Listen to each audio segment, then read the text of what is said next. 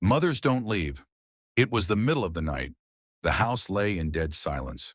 Only the quiet tick-tock of the clock reminded the world that time was still moving. 5-year-old Tommy lay awake, staring into the darkness. Sleep had abandoned him.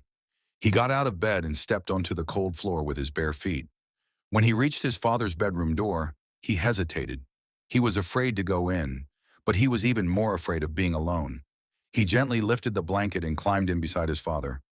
"Dad," he whispered, "I'm scared." John startled awake. The moment he saw his son, his heart tightened. "What is it, son?" Tommy clung to him, his small hands trembling. "Mom, she came again tonight," he whispered. "She said she didn't leave me." John closed his eyes and held his son close. "It was just a dream," he said softly. "No." Tommy shook his head.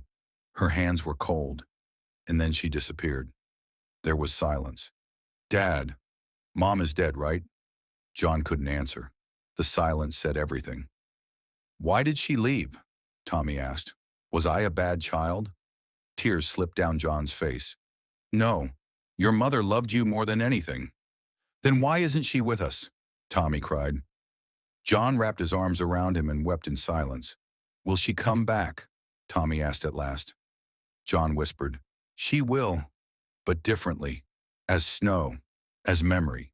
Tommy nodded. "Then I'll wait." Exactly 1 month passed. For this house, it felt like a lifetime. Tommy grew quiet. He didn't cry. He simply spoke less. Sometimes he stared out the window and asked, "When will the snow fall?" John had no answer.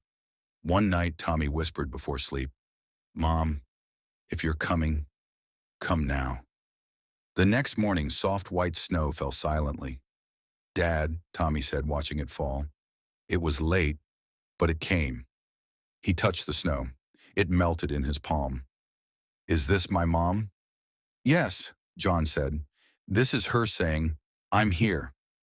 From that day on, Tommy stopped waiting for the snow. A few days later, on their way home from kindergarten, they met a woman who slipped on the icy street. Her bag spilled open. Tommy picked up a small teddy bear and handed it to her. "Here." The woman looked at him. There was sorrow in her eyes, but warmth too. "Thank you," she whispered. Her name was Emma. She was alone. She had lost her child many years ago. "Are you alone too?" Tommy asked. Emma nodded. "Then take this," he said, "so you won't be alone." That meeting happened by chance. Then came another, and another. Emma never tried to replace anyone. She was simply there. At first, John was afraid. It felt like betraying grief. But one day he saw Tommy laughing beside her, and the fear slowly faded. One evening, Tommy asked, "Dad, will Emma stay with us?" "If our hearts are ready," John said. "Mom won't mind, right?" John smiled softly. "No, mothers don't leave their children alone." Spring came. One evening at dinner, Tommy suddenly said, "Mom." Emma held her breath, but she didn't cry. That word was not grief. It was trust. Outside, the last traces of snow were melting. The snow hadn't erased the pain. It had prepared their hearts, and happiness, quietly, gently, arrived in its own time.